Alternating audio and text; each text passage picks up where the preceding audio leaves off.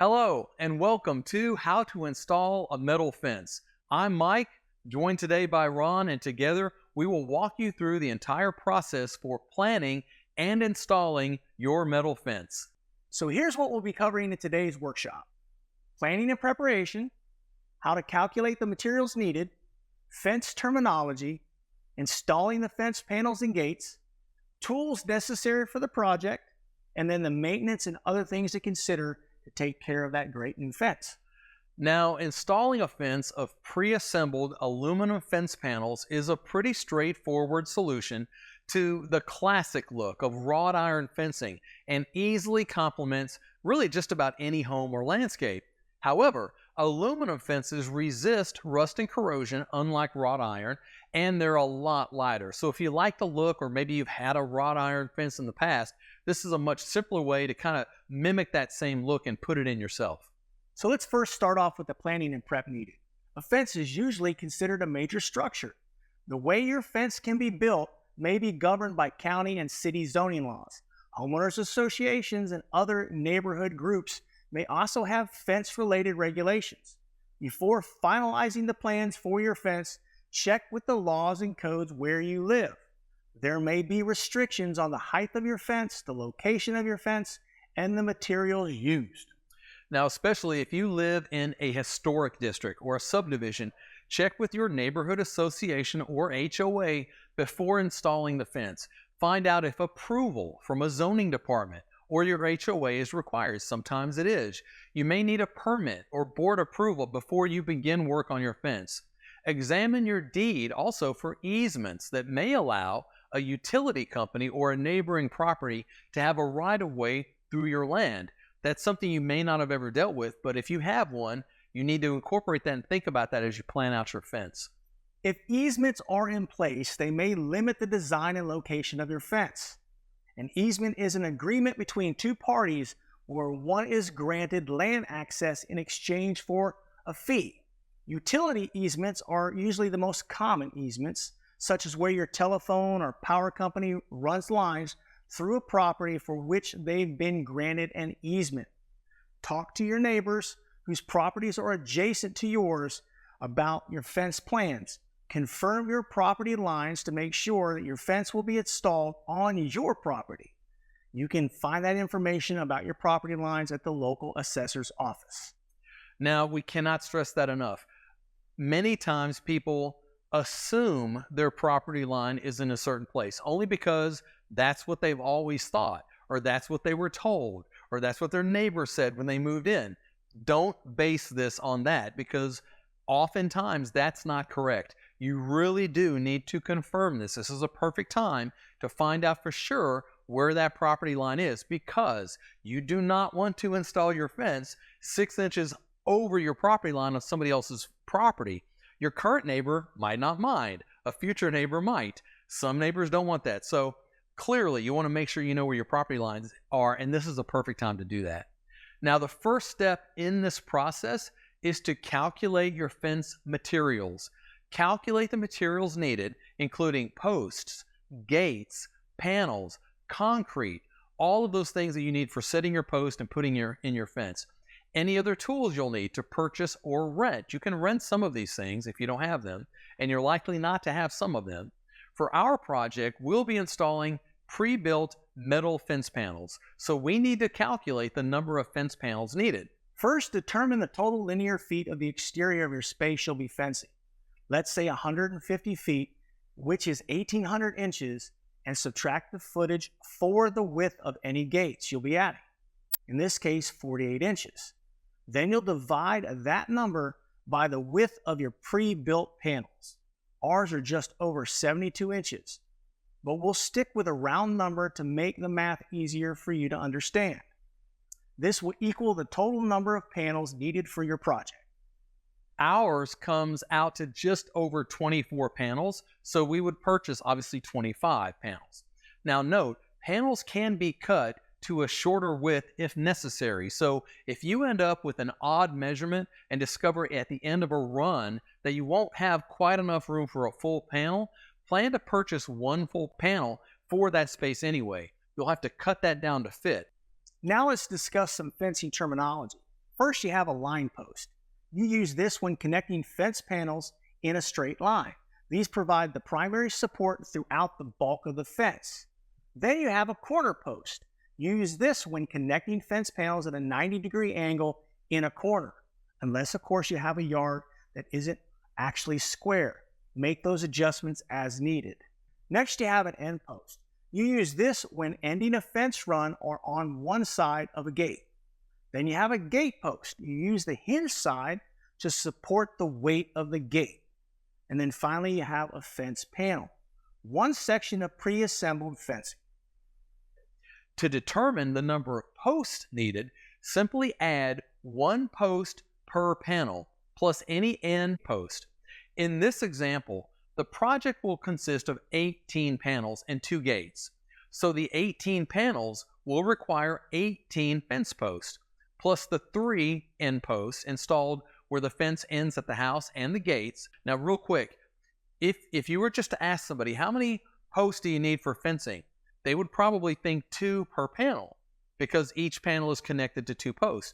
But remember, each of the posts is shared by 2 panels. So if you add 2 for every panel, you're going to have way too many posts. So that's why it's 1 per post panel, post panel, post panel. That's how you figure out how many posts you need. It's 1 per panel in addition to those ones that we mentioned with the end and the gate. Now let's talk a little bit about fencing components, because you may or may not hear these terms, but when you're reading through your instructions, you'll probably see some of these things. So just so you know, there's a top rail at the top of your fence. On our fence, it's this. Then there's a middle rail. Not all fences will have a middle rail. This one happens to have one. That's included with certain styles. And then there's a bottom rail at the bottom. And then, of course, the pickets, which are just the parts that run up and down. Now let's discuss layout installation. Always ensure your fence components fall on or inside your property lines. If you have any uncertainties whatsoever, you can hire a surveyor to check and mark your property just to be sure. Establish your fence line by staking out the areas you wish to enclose. This is a great overview of what you'll be doing. Notice that there are stakes in the corners indicating your property lines. Now you also see that there are wooden stakes in the corners near where the property markers are, and there are strings attached to those. These strings are going to indicate the property line and meet at a 90-degree angle most of the time in the corners. You should plan for your post holes and your fence to lie just inside your property line. These strings will guide your hole and post placement, your measurements, and will also help you keep your fence line straight. Locate each point in which you will need an end, corner, or gate post and mark it with a stake or some landscaping paint. Now, when you look at this graphic again, you'll notice what we did. There are 2 stakes in each corner. The lines represent the property line. So you can see when we planned this out, not only did we measure and mark on the string, that little black dot that you see, when we measure, we put a black dot that indicates a hole is going to be here. That you do that before you dig the holes. But once you're done, you'll notice that all of the holes align with either a corner or a marked position. So really, this gives you a good idea of the overall plan for how you'll do this and what all these different parts of the processes mean. Diagrams can be helpful in mapping out your project and keeping track of components needed. Attach a single line of string between all your corner stakes to ensure one straight line along the entire perimeter. When adding other stakes, ensure that they are aligned with the initial string. Plan gate placement and any openings and hardware clearance before installing fencing. Right, now what that means, there's different ways to mark different parts of your fence. The graphic that we showed is just a basic fence. There's no gates in there. If you want to add a gate, you want to measure for that and kind of decide on the front end where that's going to be. You can drive stakes in the ground, additional stakes to kind of remind you where that is. You can mark that with a landscaping paint. There's different ways to do that. However, just make sure that whatever you do, you're following the string. Again, that string is your guideline throughout this entire process. So whatever you do, make sure that you're aligning with that string, because that's going to keep you in line with your property line, but also ensure that everything is in a straight line as you go. Now, there are different methods for placing your strings. Whatever option you choose, make sure the line aligns with the outside edge of your post and panels. We chose to install separate lines marking each of the sides of our fence. We just had to make sure that they met at a 90-degree angle in the corner. That's crucial. You can use a square when you're doing this to make sure that that's a true 90 degrees, or you can do what's called the 3, 4, 5 method. It's a pretty simple thing to do. That involves measuring from a corner on one of your lines 3 feet and making a mark. Then on the other line, on the other side of that corner, you would measure and make a mark at 4 feet. Then you would measure between the 3-foot mark and the 4-foot mark. That distance should be exactly 5 feet. That tells you that that's a true 90-degree angle. If you measure it and it's not quite 5 feet, if it's over or under, you simply need to adjust one of those lines to account for that and make that corner 90 degrees. A pretty simple thing to do, but really, really important. So, post-op installation. Next, you're going to add those post stops to your post.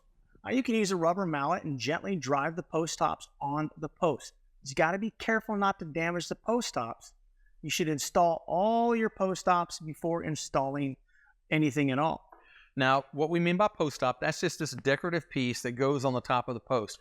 More than likely, that's going to be sitting on the post itself. However, you might have to take it off. Why? In our case, the screws that are needed to attach some of these things were kind of hidden and shipped inside of that, and it was hidden inside the top of the post. We actually couldn't find some of the screws when we were taking everything apart. We were like, we're missing screws. No, they were inside this, and we realized that when we took this off.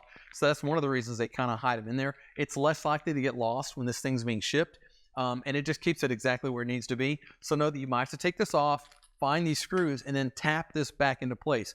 In our install, Ron just kind of put that on by hand, which is fine, but they're made to be really snug. So if you have a problem, these are sturdy, they're made out of metal. You can use a rubber mallet to just kind of install and get that into place. Now we're ready for our post installation. You're ready to dig your post holes. Before you dig, for this project or any project, it's important to call 811. 811 is a national number you can use to identify underground utilities before you start digging for a project. Your local utility company can also mark the location of any water, gas, and power lines in your yard. To be safe, if you find that you need to put your fence in near any of those things, you want to hand dig any holes that are within 18 inches to 24 inches of any marked utility. You also should go around and mark the location of other things like irrigation lines, sprinkler heads. If you have a small flag, you can do that just to make sure that you don't come in contact or mess up anything in your yard not related to your fence project. And just for you guys out there, when you call that number, it's a free service. Yep. So don't feel like you're paying any money to do that. It's a critical piece to all this. And it's a national number. You can call it from anywhere. Next, you're going to dig your first 2 post holes. Double check that the space between the holes matches the space determined to be your center to center measurement. If you want to, you can cut a 2x2 piece of wood to match that measurement and use that as a measuring tool. You can also use a plumb bob and a string to identify the space directly under that string. Mark where you want to dig your holes with spray paint. Make any adjustments based on how you want to position that string. Now, one thing to keep in mind, again, there's different schools of thought on how this is done. Different homeowners will have unique little differences that they do. Professionals will have little shortcuts and things that they do because they've done it so many times. In many cases, people put the string where it needs to be on their property line to ensure that their fence is on their property. Once they kind of measure out the distance of where the next pole is going to be, like what you see in our video, we used a plumb bob because we were putting our hole directly under the string because our string was not on the property line. It was within the property line. And we placed the string based on where we wanted our holes and our post to be. If you don't do that, if you do your string on your property line, you don't want to dig your holes directly under the string because half of that hole is going to be over your property line, right? So you want to account for that. If you do that way, when you do the plumb bob to determine the space directly under your mark on your string, you want to come in at least half the distance of whatever your post is to make sure that it's not going to extend past your property line. So as you're researching how to do this, you may find different ways to do this. If your string is on your property line, you need to put your hole inside the string.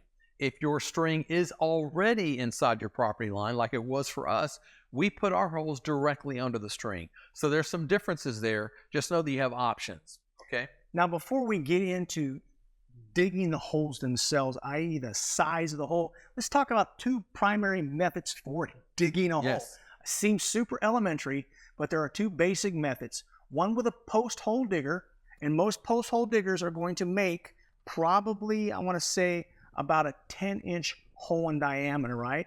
And then you're going to do that. It's a real manual process. I found it nice to kind of start the hole with the post hole digger and have the post hole digger just in case you run into a rock or a root or something like that, because that can help you get it out. And then, of course, there is the other method when you actually rent an auger. An auger can be a single-person auger or a two-person auger. In our install, we used a two-person auger to dig the hole. Those augers can come with what we call different types of drilling bits. In this case, we used a 6-inch bit because it was a 6-inch hole. They also have bigger bits that you can rent based on the diameter of your hole needs. Now, we cannot stress enough. It's totally up to you. If you see that footage of the auger being used, it's a machine. It makes a lot of noise. It's heavy. It's, you're fighting against it trying to spin. It's physical. Both options are physical. The post hole digger is more physical. If you're doing a really large yard, you might start out because you might be a little bit intimidated by the auger. You may not want to go that route. You probably don't own one. Hardly anybody does. You can rent one if you want.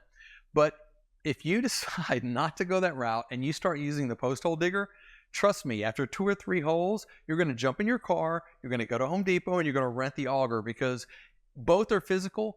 The manual post hole digger is much more physical. Let the tool do most of the digging. You just got to let it work and then lift it out of the hole. That's a lot less work than you actually doing it yourself. One last final tip before we get on to actually digging the holes in the diameter necessary. When using an auger, a tip to move the dirt out of the way as the bit is going down with your foot is important. Now, like Ron mentioned, we are digging our holes 6 inches in diameter and down to our specified frost line. Insert our filler, our gravel. We inserted ours an average of 4 to 6 inches. So depending on where you live, that's going to vary a bit. We put that in the bottom of the hole for drainage of all the holes. And then we're going to set our first post in that post hole. Now, in colder climates, you want to make sure that you dig below the frost line. What is a frost line?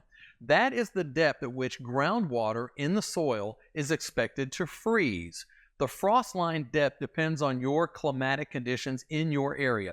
If you don't account for this and you position your pole above the frost line, guess what? It's going to move. As the water in the soil freezes, water expands when it freezes. It's going to push. If your post is above that and the ground freezes, it can start to push your post up out of the ground. It's going to affect your entire fence, and you don't want that, right? They're going to be pushed out of the ground at some point, and over time, it's really going to be a problem. So what you want to do is make sure that you know where your frost line is. You can find your area's frost line specifics online. You just want to make sure that your post and the gravel under it is below your frost line. That way, when that happens, your secure post is not going anywhere. It's not affected by that freezing that's happening above the frost line, but you got to figure that out. Now, we dug our holes at 24 inches plus 4 inches for the gravel. That would be standard for most people with frost lines less than 24 inches, because 24 inches deep is the minimum regardless of your frost line. But if your frost line is greater than 24 inches, you simply dig to the level of your frost line and subtract 24 inches from that frost line amount. That tells you how much gravel to add. So, for example, if your frost line is 36 inches, right, you're going to insert 12 inches of gravel filler and 24 inches with the post with the concrete surrounding it. The deeper your frost line, the more gravel you need to fill at the bottom of the hole to account for that additional depth.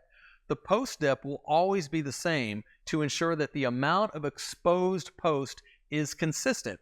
So again, to make sure that that's clear, it can be a little confusing.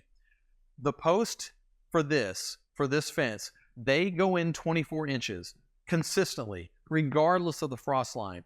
If that aligns with your frost line, you're fine. But if your frost line is much, much deeper than that, you don't simply put the post deeper in the ground, because then you're not going to have enough post coming out of the ground to support the fence, right?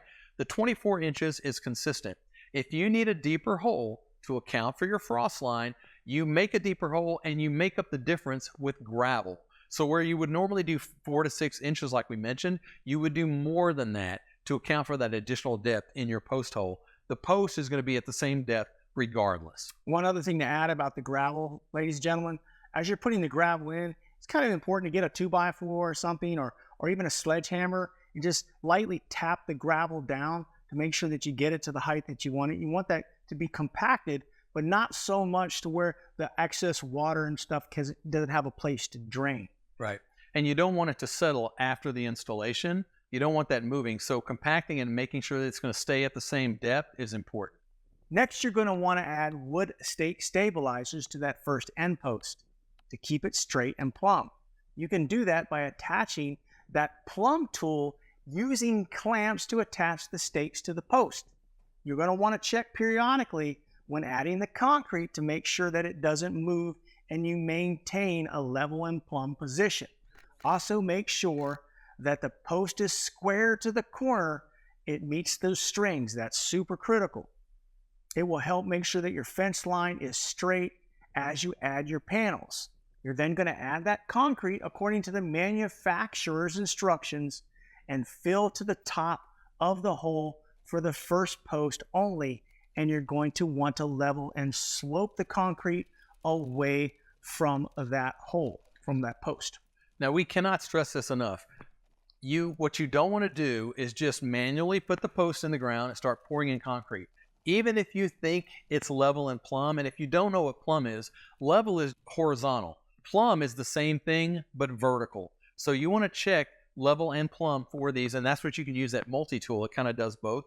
But it's super easy. No matter how steady you think you're holding that post, no matter how level and plumb you think it is, it's going to move. And when you start putting that concrete in, if you don't have it secured, it's going to move, and it can't. It can't move. It's got to be plumb, because that is the beginning stage of your entire fence. If that gets off, your whole fence is going to be off. So it's critical. You've got to do it. So use the tool, get one of those plumb tools to make sure that you have a partner helping you steady this as you secure it. Double check it once it is secure and make sure that it's still plumb.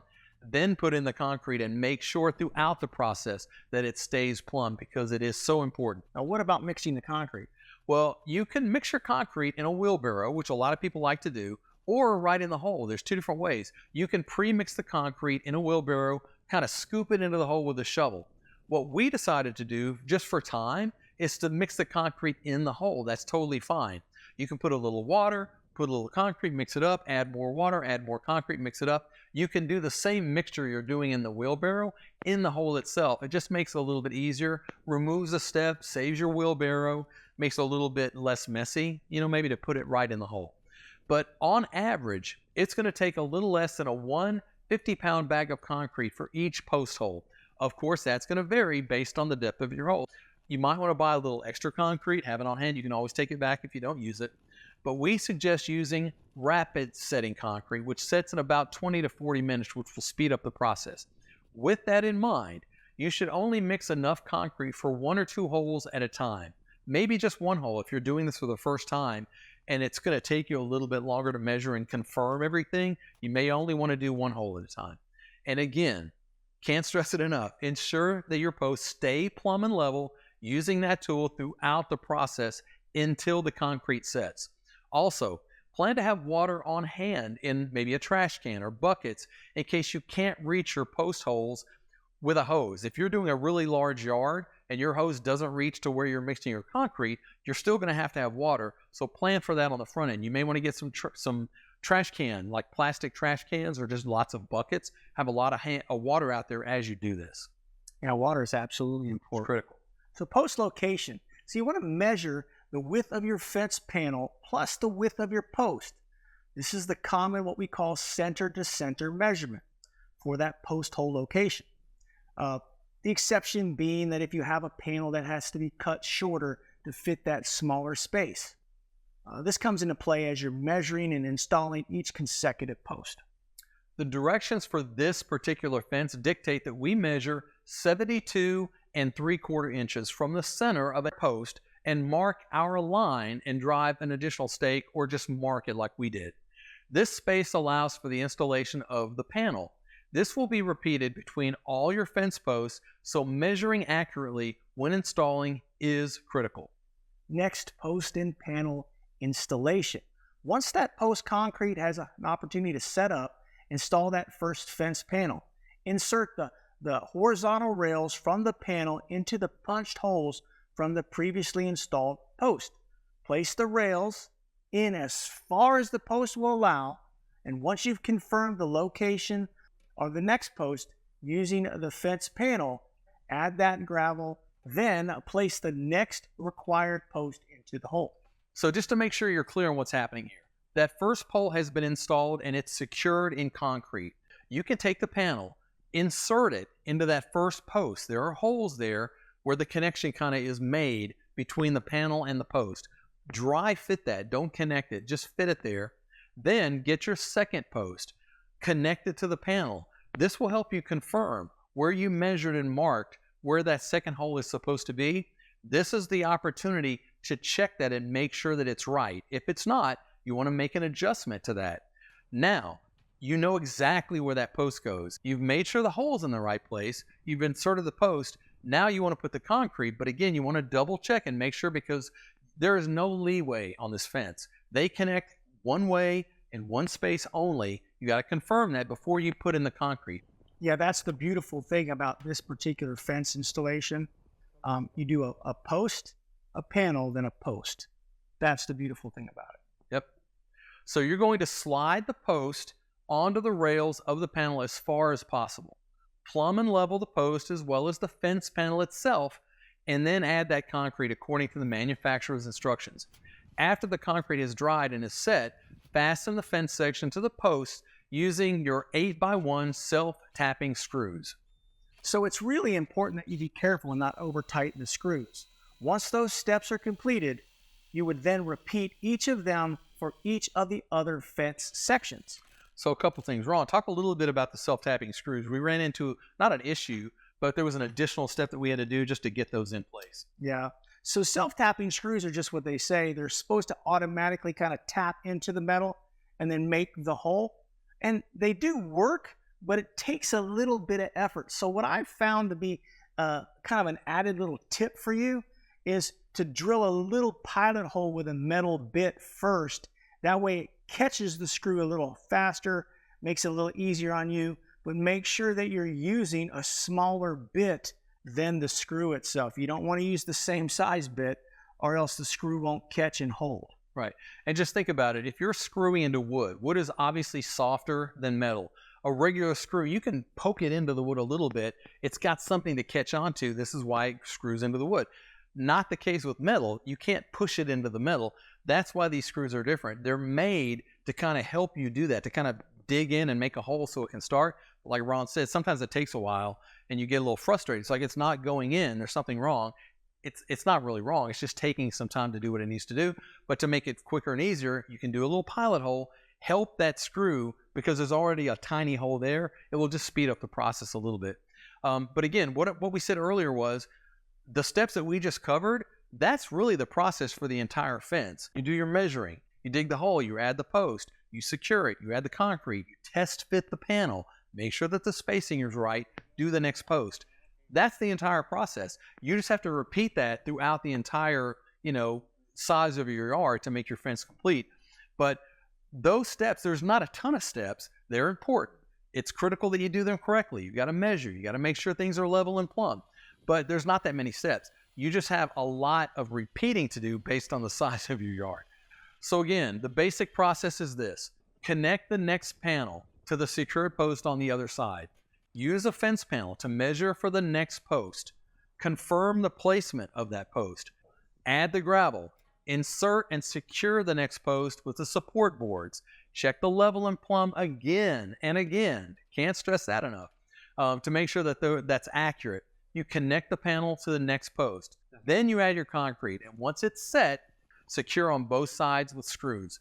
That's the whole process. You just have to do it over and over again throughout the length of your fence. So next, let's talk about getting in and out of your property. This is with gate installation. Always read and review the instructions before any gate installation. While most are similar, they may have unique steps that you'll need to be familiar with before installing.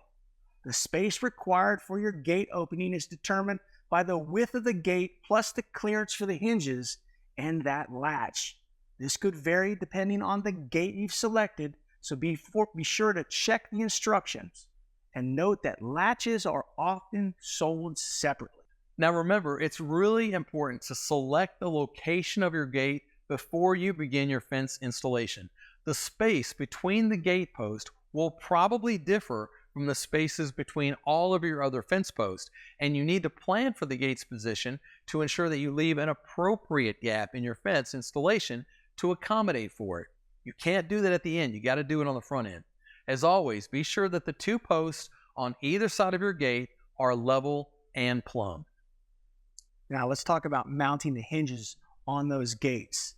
For best results, work on that clean, flat, and stable surface when mounting those hinges on your gate. Place the hinges in the desired position for each gate. For our gate, it was recommended that we place the bottom hinge 6 inches from the bottom gate upright, and the top hinge 6 inches from the top upright. Tabs on the hinges must rest firmly against the gate upright or U-frame. Mark your gate post for pilot holes through the screw holes on the hinge, then pre-drill your holes using the bit size suggested in your instructions. When pre-drilling, always use a drill bit smaller, like Ron said, than the size of the screw you'll be installing. You want to help the screw. You're not making the hole for the screw, just starting it and making it easier. Secure the hinges to each gate with the appropriate included 1-inch screws. Now, mount the gate to the post. Your gate post must be plumb prior to gate installation. Post must also have been set for at least 24 hours in concrete prior to any gate installation. It can help to cut a 2-inch spacer block to use them to help support the gate during this installation. Set the gate on the spacer block, hold it up to the gate post, mark the pilot holes on the post through the screw holes in the hinges. Pre-drill with a 3 32 inch pilot hole bit and secure the hinges with that 1-inch included screw. Now, real quick, the concrete that's used throughout this process. You have to have concrete in the corners. You need concrete on the gate post because it's supporting the weight and the movement of the gate. There's a lot of school of thoughts on where else do you need concrete. Anywhere where your fence ends, because in a corner or next to another post, it's got the rest of the fence to rely on. But if your fence ends at the side of your house, there's nothing on the other side but the house. So you can secure that to the house. We'll talk about that in a second. But you want concrete there too. So all the points at which the fence is going to have the most movement or the most stress, you want some concrete. However, you don't necessarily have to put concrete on all of the posts. You can. I probably would, because I want to know that my fence is not going anywhere, but it's not required. So read the instructions of your fence and find out how much concrete they're suggesting you put. Some people skip every couple of posts maybe. Some people skip every other post. That's okay, but again, the more concrete you have on your post, the more secure your fence is going to be. So it's up to you. Unless your fence tells you specifically to put it on certain posts, you use as much as you want. But again, bottom line, the more concrete you use on your post, the more secure your fence is going to be. So just know that. Now, our fence gate came with what we call like a self-closing feature. How would we go about, changing the tension on those hinges, Mike? Right. There is tension on most of these hinges. And the hinge tension is usually preset at the factory. If you wish to change that, the setting of the gate, either the swing speed or really just completely disable the self-closing feature, you can do that. Usually with just an Allen wrench at the top of the head of the tension adjustment pin. You just go up there and you make a little adjustment. Your instructions will walk you through how to do that. You also want to install a gate latch according to the instructions provided with those products. And again, that may be sold separately. Don't assume that it comes with your gate. Check on that. because you don't want to install the gate and have that one thing left to do and you don't have the latch, you got to run and get one. So make sure you check that before you start the project. And that's about it. These are the steps you'll follow in order to install your new metal fence.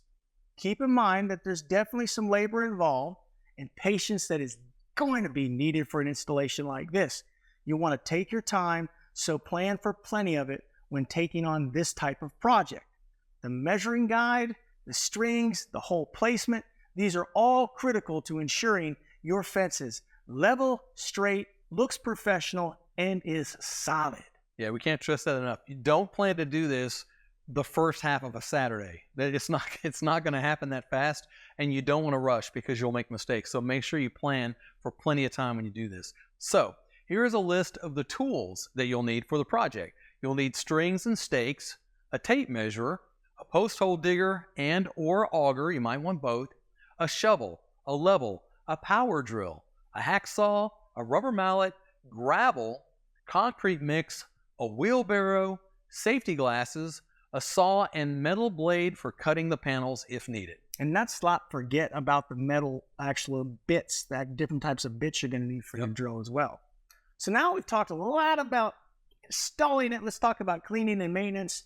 Finally, you have your new fence. You want to keep it clean. You want to maintain it. You want to keep it looking new. Here are some cleaning and maintenance tips just for you. Most basic stains can be cleaned using a simple degreaser, and it should be rinsed after applying.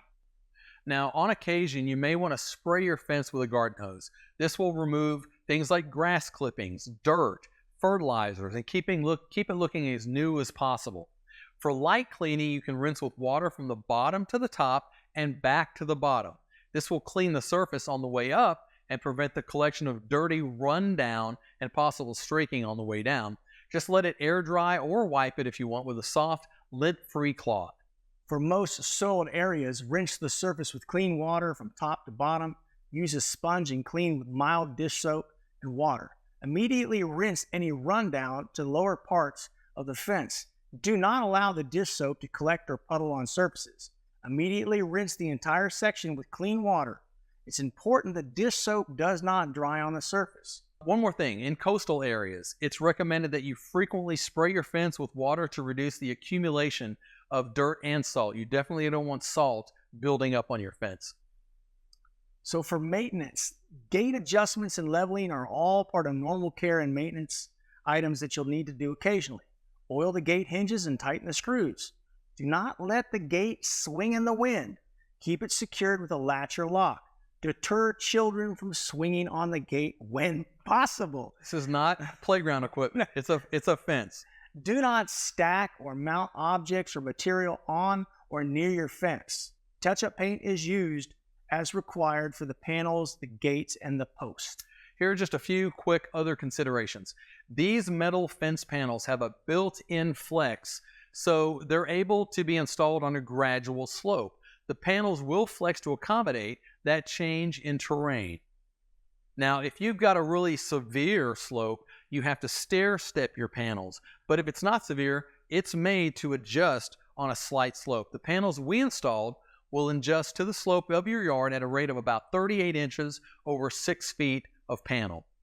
And for our fence, coordinating posts were sold separately. Just like we talked about with some of the other items that you'll need, check your fence to make sure whether or not it comes with a post.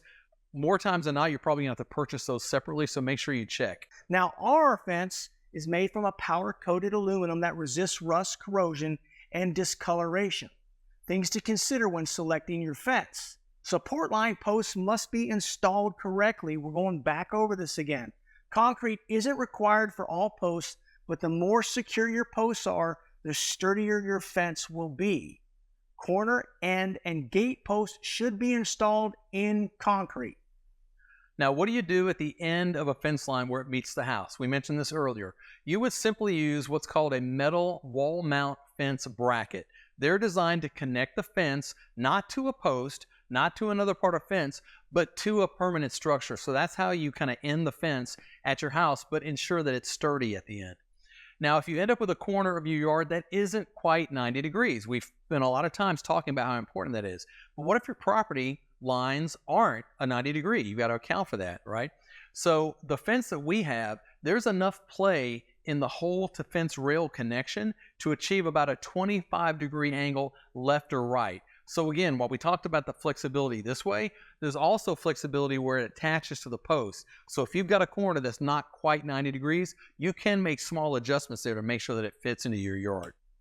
Now, if you're left with space less than a full panel, the panels can be cut down to fit the space, and you want to make sure that you notch the actual cut out to simulate the actual insert as before. Just adjust that cut.